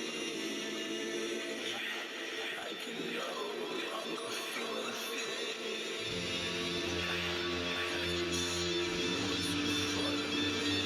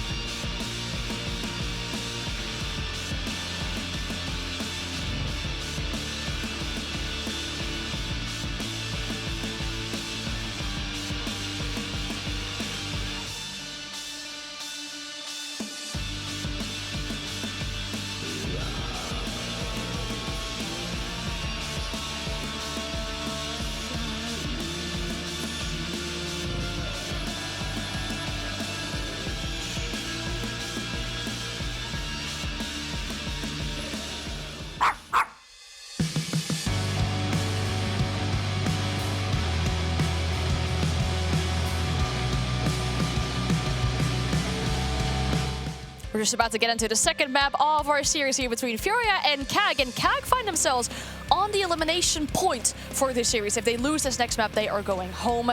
They'll be gone from the tournament. And FURIA are looking to survive. When we're looking at the second map, though, we're seeing it at the bottom of our screen. We're going to Lair, a map that we've seen FURIA play a lot inside of the SAL. It's looking pretty good for them. Best Brazilian team on Lair, in my opinion. And also, I think it's exactly what FURIA needed. They needed a big comeback to reinforce that trust, to feed back that momentum to get back again. They know they only have BO3s to play. That confidence to abuse their map pool should be there, and they should take it 2-0. And as for the side of CAG, I mean, for me, the biggest thing that really sticks out here is they need to alleviate the pressure off themselves and understand, yes, everything is on the line here, but the biggest thing that they can take away from that game in Clubhouse that they were doing right is they were getting aggressive. They were taking that control. They were taking initiative in so many of these key points, and that's the biggest thing for me, is then also being able to understand and reel it back in, reassess the situation, understand the win condition, and execute it flawlessly. And if they can do that, I can easily see this going to a map 3. Yeah, the big question for CAG as well as Court, the SI qualification is on the line for them. They need a good result here if they want to make it based off of points. FURIA are looking so much better in that just for this game as well. We'll send it back to our casters, Devin Pengu, for the second map of the series. Thank you very much. And yeah, it's heating up here. Will CAG be able to keep their heads above the water as we go to Lair? Nick, CAG, if they go out 3-0 here, that is their worst international result in over 2 years. Right when we thought CAG were at their peak, after their grand final appearance in Rio, their roster rebuild, their performance in Stage 2 within the APL, we thought this was their major. Yeah, it really was. I mean, I saw them and I was like, you know what, they're so much better, they're improved, they're consistent as hell. And I saw them play in Melbourne, I was like, you know what, these, like, they really have that magic right now, but there was a small question mark. Is it a honeymoon phase with ED, or is it the real deal? I don't think this result is showing that it was a honeymoon phase. I think they've had a mixture of bad luck, some cagging against G2 especially, and a tough matchups. Of course. I mean, like, let's not forget that CAG, in order to get here, lost to FaZe in 12 rounds, and then lost to G2 in 12 rounds. Yeah, here they've gone the distance, 8-6 loss against FURIA on the first map, but there's no participation award. There's no little pat on the back, well done. You know, you don't have a coach, but you can be proud. No, CAG have a whole lot more expectations than what they've shown today. FURIA, though, they finally found their mojo, and it's their chance to get back on top. As we go into the operator bans, it's FURIA starting on the attacking side, and CAG do not want them to have that Monty or the Ying available. And so that top floor clear is going to be very different. A lot of teams are executing with that Ying onto the bathroom. I know CAG, one of the first teams to have done it. That's all gone. As for FURIA's bans, it's pretty simple. Get rid of that electricity, the Kaid and Bandit, and make that hard breach so much easier. It's a very stable pick these days, just getting rid of Bandit Kaid. And I mean, I get it. It simplifies the game, less things to worry about. But it does mean it even opened a ton of different util operators on the defensive side. Most notably, the Clash and the Mira, which has seen a good amount of play so far in Clubhouse on both teams. So the question for me goes, that third operator ban, will we finally see Clash be moved from action or not? Good question. Of course, we'll have to get there eventually, but for now, let's focus up on what we've got in front of us, which is that FURIA, I think something Leo said about FURIA is sticking in my mind. So Leo said, I think this is almost best case scenario for FURIA. What did they need to get back on that horse after an absolutely shocking start to the major? They needed a comeback. They needed to not just beat CAG, they needed to be losing and then prove to themselves that they can come back even from the brink. That's what they've done on Clubhouse. And now on Lair, I think that we'll see an even more dangerous FURIA, more and more so as the tournament progresses. I also think they really benefit from BO3s because, I mean, they're a great team, ton of experience, and if you have some sort of weird pressure in your shoulders, a bit of a mental warfare in your own head, this can help you, right? You can be allowed to make a mistake. JV can have a stinker of a Clubhouse and still have a great shot in the BO3. Yeah, actually, speaking to observers after that game finished, apparently we missed it, but I think it was Shuri, perhaps it was, said in the all chat, 0-7 JV, or 0-8 or whatever it was, and then he proceeds to get a 4K the next round. Well, that was the gym attack right after then, yeah. So, CAG, you got to be careful. You know what to say, if you talk the talk, hey, poke the bear. Gotta walk the walk. Mujammer in great effect here, denying KC the Daniels tracker from beneath. It's a great utility operator. That's actually an operator that doesn't get banned enough in my mind, is the Mute. It is such a strong, flexible operator for almost every map and bomb. So the flank is happening with Shuri. There's no coverage, no drone watching. He knows. But I think KZ hears him. Wow, what a shot from KZ. The timing was off and Arkuli not on the vert quick enough to save his teammate. And even though KZ didn't find the kill through the vert, I mean, he's found the opening. Herds has doubled down. Goodbye to Arkuli. No more Azami's Keepers to worry about. And FURIA are off to a flying start. Yep, they are exactly where they want to be. And they're not a team known to throw these, right? 5v3, they're stabilizing, expecting a swing, aggression, they're holding those angles. They got util, fire coming out, projector wall as well, to get that hard destruction done. There it is. An angle into default plant spot. An angle to take a fight more against CAG's defense. The 5v3, it's hard for CAG. They feel like they need to move forward. They feel like they need to take fights and get the advantage back, but they will have to succeed some map control. KZ taken low, but not finished off. Meanwhile, jumping into bathroom is JV. He finds Chibisu. Meanwhile, Nade has found his own, leaving DD with it all to do. 1v4. Good luck, son. You're gonna need it. He's found one kill. He's gonna need to ace, and Felipox doesn't give him the chance. This is a fiery FURIA and a dangerous one at that. Bouncing back after Clubhouse and looking solid to kick things off on Lair. And the big question mark for me was, how will they fare on the attacking side of Lair? And so far, I mean, that's a great way to start things off. Again, the confidence, peeking together, good timing, good coordination. And step 1, 2, 3, take upstream, breach, send the guy on the flank. I mean, yes, they got opening picks, which really simplified the round for them, but from a top-down strategical perspective, they did nothing wrong there, and that's the big thing. FURIA, by my count, don't have to be perfect, but they just have to make less mistakes. That round was one of the better ones they've had so far. If one thing's for sure, Nick, any other team watching this match right now in the tournament is seeing FURIA getting more and more powerful and thinking, oh, I really hope we don't have to face them later. How good does FURIA look once they find their mojo back, once they build that confidence? Yeah, if you're any of the other, expected top 8 teams or so, you're hoping, please lose sooner or later. Please don't make it further. I mean, CAG have pretty much all the teams at this event cheering for them right now, taking out who are the tournament favorites, no doubt about it. Coming into the event, FURIA were the tournament favorites. That changed very quickly after they lost to D+ and Shopify Rebellion. The crazy thing is, had CAG not cagged against G2 yesterday from that 5-0 lead, it would have been G2 FURIA today. And that would have just been mind-blowing.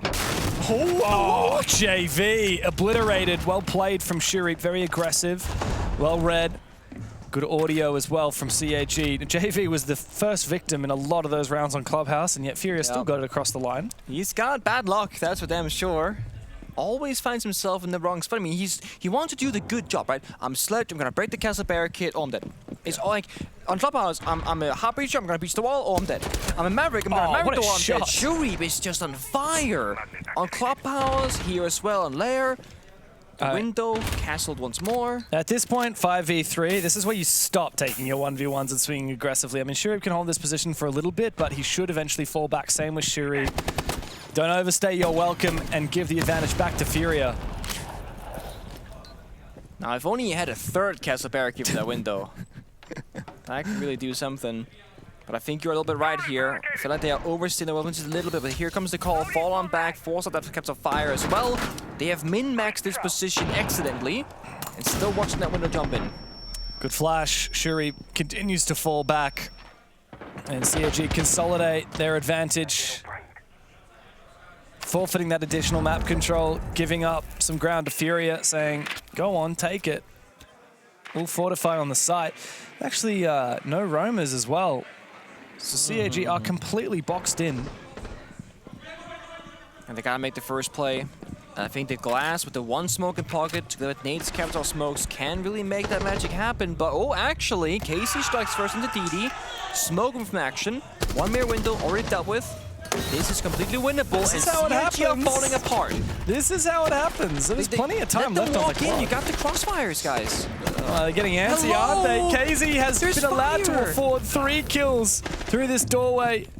Anaton and Arkuli are both low on HP. KZ, he's hungry for more. He spots out one for a brief moment. Akuli still hasn't taken down the drone. He does eventually. But the Lion is on the prowl. Rifle in hand, KZ waits for his moment as Nade sends his utility into the objective and continues baiting for a kill. FURIA are just waiting, and KZ has claimed a fourth. Anderton must clutch up now. The CAG, he finds KZ, finally puts him down, but Nade stands up, looks for the kill, hunts him down, and finds it for FURIA. A good one for the young lad. And a round that FURIA had no right to win was gifted to them on a silver platter. Yeah, JV in the chat just spamming LOL, basically saying, you know and we know you messed up. They have no business losing that round for CAG. 5v3, all you gotta do is hold crossfire on two simple doors. Let them walk in. You got the Elamine, you got numbers advantage, then take the fights. They swing before they enter the door and they die time and time again to one guy, KZ. KZ's been a bit quiet, he's been a bit lackluster, really shined on that one. And third worst player in the tournament before today, and then in that first match today, what he got. Well, let me double check this. What was his final score? It wasn't good. It was 5-11. Wow. It was the worst in the team? Yeah, by far worst in the server. 67 EPS. Not good. Big round like that is exactly what he needs, exactly what FURIA needs. I mean, they are a team that is known to kind of take turns. Yeah. Putting the round on their back. In the best of ways, though. Yeah. Because they're all so capable. 100%. I mean, we've seen it from Felipox a lot. We've seen it from JV. We've seen it from KZ.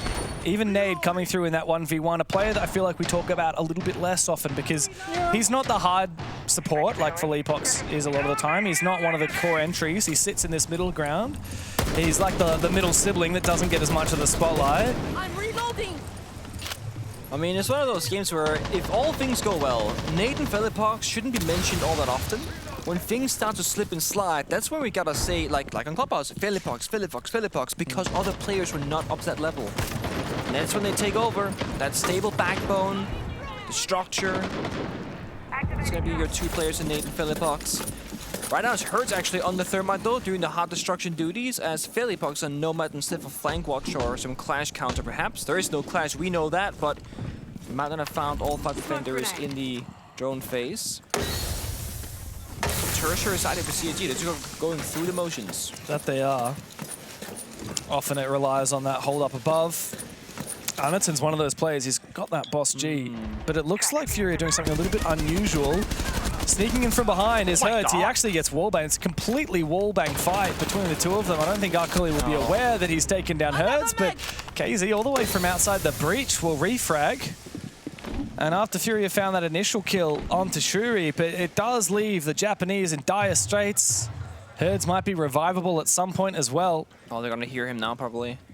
They might hear the injured, they see the blood. Yep, kill confirmed. The second player waits outside. The issue with Tibisu is that this is a very high-risk gunfight. If you die here, you lose that backside pressure. But if you get the kill, you even back the numbers. And CAG, they need to take a risky play. I mean, Anderton's even aggressed on his position. And with Shuri dead, the Soulless, there's far fewer ways for CAG to be aware of where that plant's going down. Yeah, that is the worrisome. There's no BPs, actually. It's going to be all impact grenades, Barbara, and C4, so they have no intel at all, in fact. And going down. Impact comes out, it does destroy part of it, but the gas has missed the planter, and so Nade will be allowed to stick it. DD falls on down. No more gas remaining. He knows exactly where that diffuser is, but he doesn't know where the players are. Chibasu's found his Anderton up above, retaking.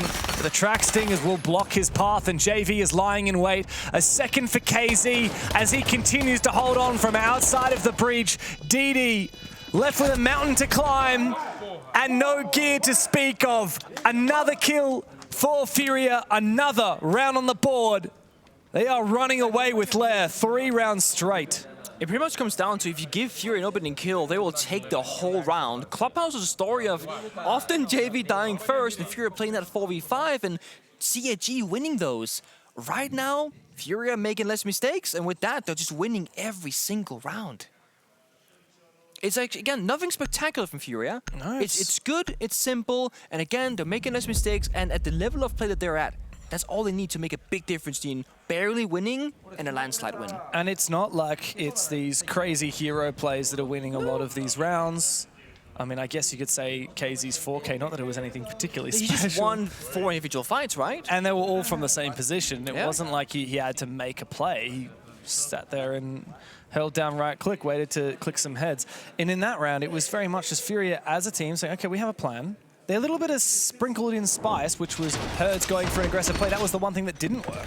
Yeah. Maybe they just need to play really simple. I mean, ever since OT and Clubhouse, I feel like, or since the tag timeout rather, I feel like that's been the story. Because A change of tack. A change of tack, you know, CAG, they can play the strats that they were faced with on Clubhouse, and then they kind of shifted the gear a little bit, and CAG couldn't hang as much. And here and there, it's been a different story entirely. And FURIA, on the more difficult side, I would argue, is finding a ton of success. CAG are going from first bomb site to second to third, back to the first one, and they can't seem to figure out what the singular problem is. And I think the case is here, it's a multitude of problems. Yeah, that's the issue, isn't it? If it was just one thing going wrong, you could point to it and say, okay, we need to deal with this Monty or this Glass or this whatever it is. But no, it's that FURIA have completely changed their play style. And even when CAG are finding success in these early rounds, like the 2 picks on Garage, FURIA are still winning rounds. The Brazilians are feeling themselves right now, and the Japanese are starting to capitulate. Mid jam on the wall stops the breach from Hertz, but they gotta get some assistance here. Secondary EMPs in pocket of JV, who's on the roof, can... I mean, he's right nearby, should be able to help his teammate out here.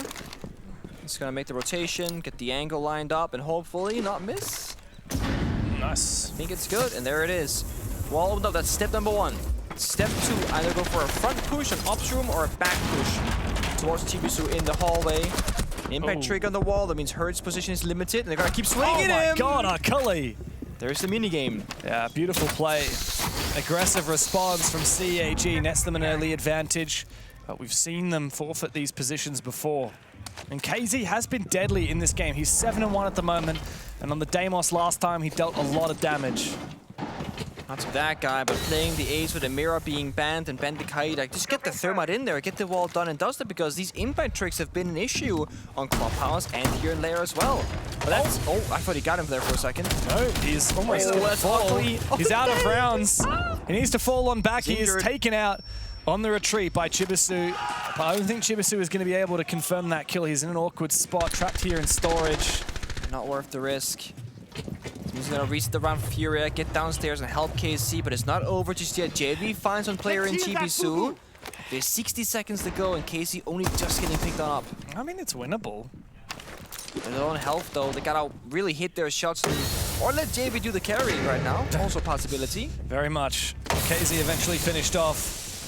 Nade low HP on the blitz. I mean, shield operator is the last kind of ops that you want to be playing with low HP. A shot to the hand or to the legs and he's done for.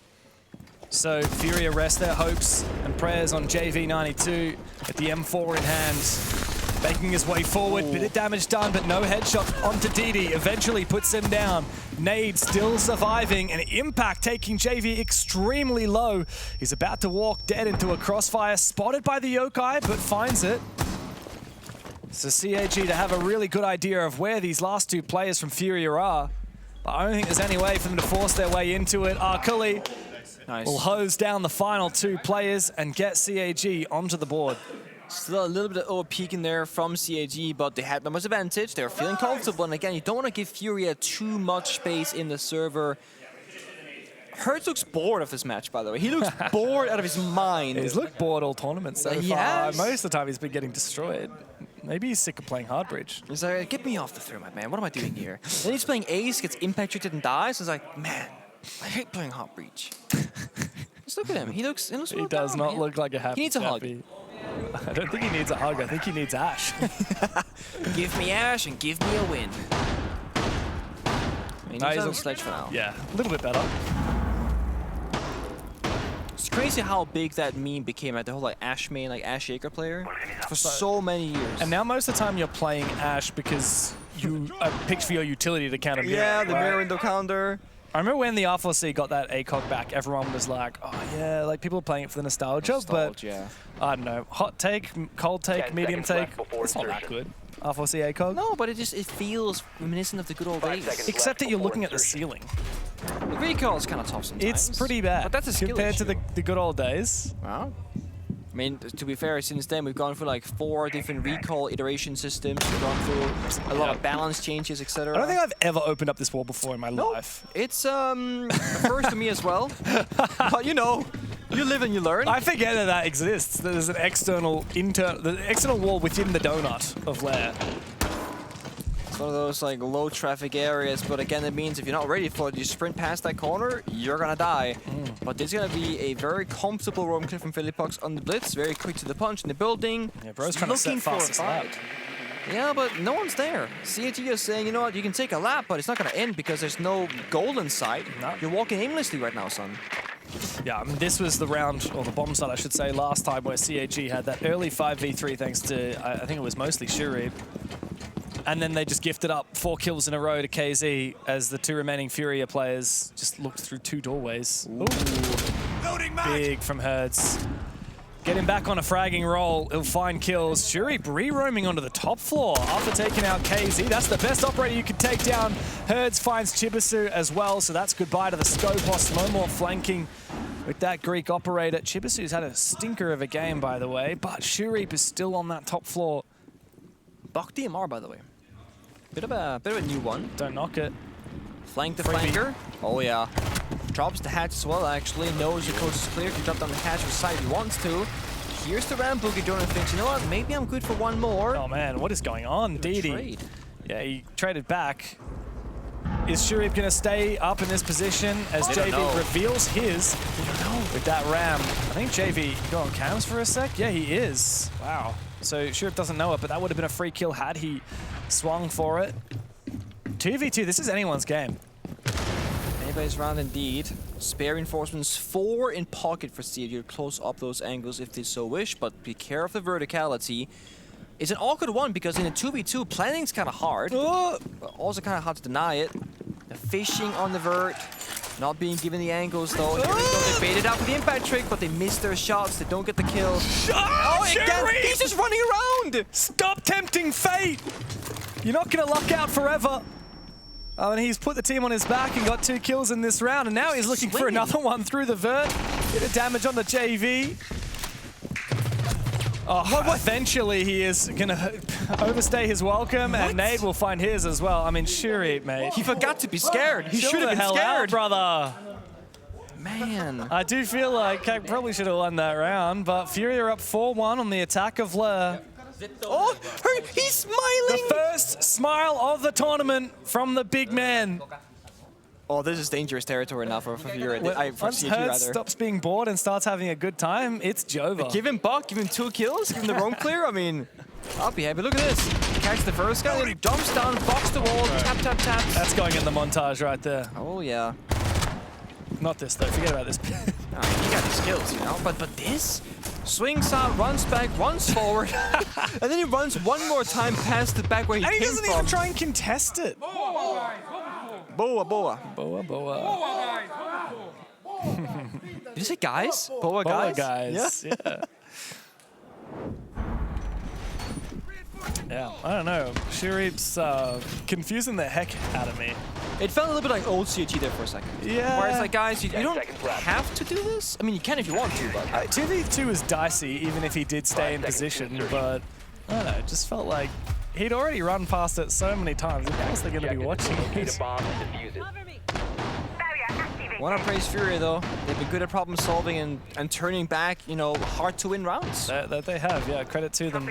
And they're all shooting. I mean, as I said before, when we don't speak about Philippox and Nade, things are going really well. Philippox is 1-4. The guy has not been mentioned a single time besides the blitz roam clear. Kind of a good thing. Very good thing, because everyone else is shooting. KC, JV, Hertz, Nade, everyone else is active. This is what the better side of FURIA looks like. Tertiary bombs that attack once more. Last time they really relied on that sense to get the job done for the plant, and they got that operator once more in their pockets. Same with the Capital, heavy on the utility. CAG, they need to hold top 4 like before, utilize information from the Solace. They cannot afford to die early, but JV's pushing down this hallway, he's looking for a kill. They have no idea that he's here either. Right around that Are corner. they gonna feed him? I don't They think they're on are. the staircase, but they left earlier from that position. Oh, Akali will have heard that. My toxic babes are in position. There's no way. JV surely thinks that this is free. He's been droned up ahead. I'd be tempted to make a push. I mean, if they drone the rotate and there is no vert on it, which I don't know if there is or not. Surely there is. I mean, surely there is, right? I like the gridlock pick here. We're seeing the impacts used to try and counter those track stingers. Could this be an early execute from KZ with the Sen's walls? I mean, they got the Solus, so they will know what's happening.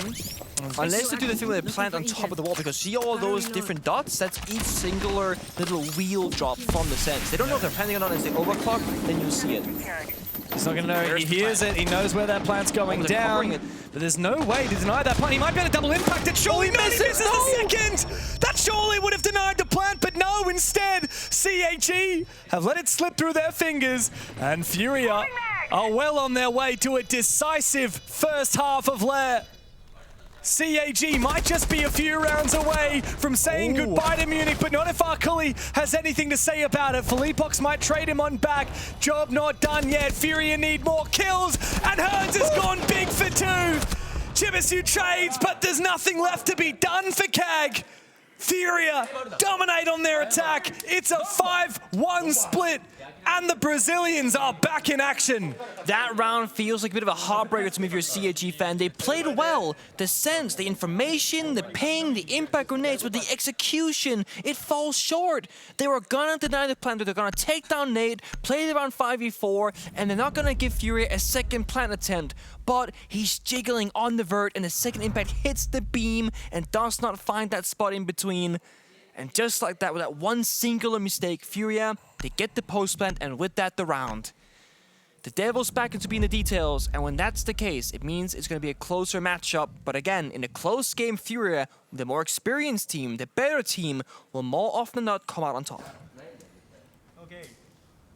And now for CAG, 2 rounds away from elimination.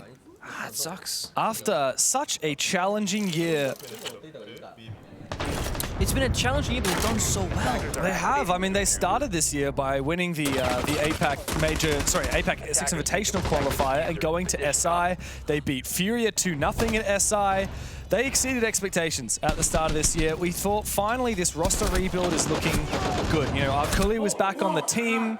They looked really solid at Reload. Of course, the first ever APAC team to make a grand final. Stage 1 looking solid until roster drama. DD has to sub in as a coach. Well, firstly, they had to forfeit the whole of Stage 1. DD comes in the coach. Stage 2, these guys are like, we're kind of out of the conversation of the best in APAC North. How good could they possibly be? We're talking about FURIA and D+ now, and then CAG come through and do it. They not only win the APAC North upper bracket, but they also go and win the APAC Major qualifier, take first seed at that LAN in Melbourne, and everyone's thinking they're the best APAC team.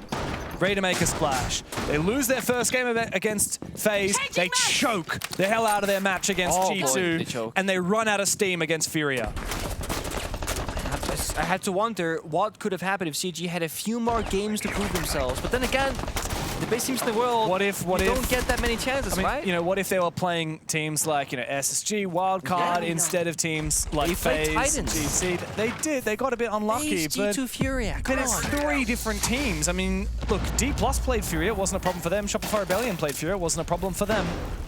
You can't dwell on excuses. All you can do is act. And there is no time like the present for CAG. You got the ops for it. Deimos and Blackbeard and Grim, they want to take full control of the information game and good weapons and gadgets. Right now they're waiting down that fire from the Goyo canister. Fire goes out, and Eniton walks on in. Has to make the play. Lead his team forward. Just gets a Sami behind him, and it's swung by JV. And just like that, another round where CAG are playing 4v5. Another angle as well for Herds. Dancing between the beams, Shuri will fall. Akali tries to save his pride, but a second will be found. Thankfully for him, it's even numbers. After the bloodbath in operations, FURIA must fall back. Even numbers, but still a long way to go. CAG, they're missing map control. They're all outside the building right now, just droning and resetting. We know FURIA has fallen on back, but they need to make sure that there's nobody hiding in the corners, nobody going for a play. They got hot destruction, they got intel, 1 Grim-P canister, and they got grenades and flashbangs. They technically have all the tools they possibly could need for this 3v3. It comes down to execution, it comes down to details. And that is where FURIA has been the better team. And what can CAG do when they don't have the Ying, when they don't have the Monty or the Blackbeard? What can they do when it just comes down to getting your guns up? The last of the Grimsbees is about to be deployed by DD, and it lands square in position. However, straight on that jammer, KZ will not be exposed. Nade prone in his position, but KZ will fall regardless. Pox and Nade, the clutch up for FURIA and claim match point, but Pox has fallen. It's all up to Nade, TCSG in hand, DD puts it to bed. CAG are not done yet. Simple but good. Simple but effective. And in that 3v3, when they were resetting the round, just droning it out, I could hear DD just talking the entire time. They are mapping out where the players were most likely and how they can pick it apart. Because, you know, breaching, planting, all those things, it can be a bit tricky against the smoke. So just trying to figure out where can we walk on in, what angles are opened up, which angles we gotta worry about, and take it from there. And it kind of comes down to Hertz going for a swing and a miss onto Akoli, because he whipped half his magazine. Sometimes it's as simple as, guys, I missed my shot. And let's look at the energy from DD after that round happened as well. He's screaming every round, and he's IGLing every second. Isn't that the guy's incredible? voice gotta be shot soon. Like, dude, is this the missing ingredient for CAG all along? They actually just needed to go and recruit their coach back onto the playing roster. I mean, he's never played on this roster before. No. He's only ever been their coach. Maybe they just needed that backbone, they needed that IGL, so everyone else on this roster who's a great fragger has that license, that permission to go and play how they need to play, take more risks. There's gotta be a ton of respect from the players, because if you assign someone to be a coach, it's because you respect their understanding of the game, their knowledge, and what they're capable of. When that coach then has to become a player, again, because DD was a player once before, I'm sure there is so much respect from the players of CAG, despite the fact that they are more experienced than DD is. Because he is now their leader, he's their captain. And they've not seemingly had any internal issues with that. It's funny, I mean, we've talked a little bit about, you know, obviously getting DD in onto the playing roster. That was kind of like a band-aid fix to what was a bit of a dramatic moment. What's the long-term plan, though, for CAG, right? Do you go and you recruit another really solid Japanese player? There are tons. For example, Nina has, for a really long time, been one of the best players in Japan. There's plenty of others on that list you could consider. Realistically, don't. Get a coach? Just go and pick up a Brazilian coach. Like, a Brazilian coach. All you need to do, brother. All right. Like, keep DD on the playing roster. No, I think you're right. I do think that what we're seeing, assume that DD wants to keep playing because that's on him, right? Like, he didn't sign up for this. He just happens to be here. But you're making international tournaments. DD himself individually is playing above expectations, I would argue. Despite he's also, you know, IGLing, strategizing, etc., prep working it all. And he's going even, or just a little bit below even in most of the games. That's quite all right. CAG, no, right now what they need is entry. They need that opening pick, but right now they're not getting that, but they're getting map control.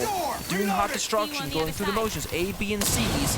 Timer though, taken away, and I'm getting a little bit worried. Smoke, Clash, Goyo, and Ela Fenrir traps. What FURIA have now, they have plant denial, they have information, and they have traps in pivotal areas that when CAG walk in, they'll be exposed. Yeah. That's it. I mean, CAG have made good progress, but the problem is all of the investment from FURIA into this defense is in this basement. It's all of those traps, all of that late round area denial and time delaying utility. Ooh. We need to see an explosive slew of frags from the Japanese, otherwise FURIA will likely lock this in. They've fallen back on the timing as well, can reinforce off the wall if they want to. The verticality though might be tricky. Not sure if they have the angle for it. Smoke goes out, as does the gas. Timer ticking, 50 seconds. CAG, when they gotta push that side, there's no stopping. Oh, but they dropped the hatch straight in with the Rayora, but the Clash will spot it. DD might be able to take him down. He needs to make sure that there's no one there to support him. Nade is holding on, and Philippox will help him just in the nick of time. And FURIA collapse as CAG one by one fall on the bomb side. Akuli, Anaton cannot find his. Akuli does finally break double digits, but leaving Chibisu all alone. JV laps them up one by one. And CAG will fall down into the depths. It's a match point for FURIA. Another massive mistake. DD drops against the Clash, can't find that kill. That's not the big problem though. He turns around mid-fight and shoots a Goyo Vulcan canister, and the fire on the door stops 2 of his teammates from walking in to help him. He isolates himself mid-side with diffuser with no backup. Again, I think right now the pressure is becoming too much for CAG. Small mistakes that have massive consequences are happening time and time again, and they are possibly 1 round away from going home as one of the first teams here. And CAG will need 4 rounds in a row to keep that dream alive. That's just OT. Then you gotta win OT, then you gotta go third, then you gotta go border. And again, CAG very capable, but the whole restructure of the playstyle is that they're a little bit less lethal player by player. A little bit less border-esque. A little bit less border-esque, exactly. They are a good border team, but look, I don't think we need to be worrying about map 3 at the moment. We gotta worry about this round. I'm worried about round 3. Yeah. That's it. And just to, I think the Death spoke about the scoreline. I think FURIA were 33-1 on border, something like egregious That's insane. like that. I only have their more recent stats. I could try and look at the I think they went back stats. as far as they possibly could. I mean, 34 games. Let me see if I can do that. Can I do... Well, I could do last year. Is that all right? Yeah, you is that long enough? Year. Let's try it. In the last year, I mean, FURIA 7-0. Yeah. I mean, I don't know if I can go... It'd take too long to go back further than that. I don't think it's even going to be relevant anyway. No, the point is, it's now or never for CAG. It really is. I mean, they're literally staring down the barrel of 4 match points in a row. On the verge of elimination after what was meant to be their comeback stage. The fairy tale, after being down in the deepest of depths, they have risen to the highest of points. And here in Munich, they must hold on round after round, but the Panthers have woken up. It's been a good look for FURIA, and perhaps they might just have a chance at this event after all. But game by game, map by map, and day by day is what they have to focus the most on. That opening kill is waiting for us. CAG, they've really slowed down their pace. I'm not sure if they're scared or just respecting FURIA or feeling a bit lost in the server, but they are not striking first. They are not pouncing at their prey like we're used to seeing them. And Timer is slowly taking away while they are still all outside the building. Gotta get in there, James. Yeah, I mean, go down swinging. It's the thing that we want to see from CAG is live by the sword, die by the sword. It's all about that iconic aggression. It's a lot of measuring. When do they make the first incision? An attempt at a hard breach, but it doesn't work out. Another attempt, and KZ takes down Shuri. But a very quick plan attempt from DD inside of the smoke. It's highly risky, but it's not going to matter. Because FURIA do not have a way to deny the plant. They will have to retake 5 versus 3, and they might be able to long arm this diffuser. KZ's gone big for a triple. Burns finds 1, and the Panthers bounce back and send Cyclops for the hills. The Brazilian behemoth will stay alive at the Munich Major. Meanwhile, CAG, their hopes have been dashed. They have been eliminated first round, their worst result in 2 years. While FURIA will live to battle it out another day. Of course, it comes down to a retake. Yes, they had numbers advantage with FURIA. They had to win a difficult final round, but they make it look so easy, and they look so confident. There's a hope for them. There's a future for them here, but every single day, they cannot falter. They cannot show up at 70%. They have to fight like they are a rookie team because they are at the very bottom of the standings. I mean, this is exactly what FURIA needed. A hard-pressed comeback victory on the first map, and then a confidence-boosting domination on the second. It's the perfect ingredient, the perfect cocktail to get FURIA back into a championship contending position. We'll break it down after the break.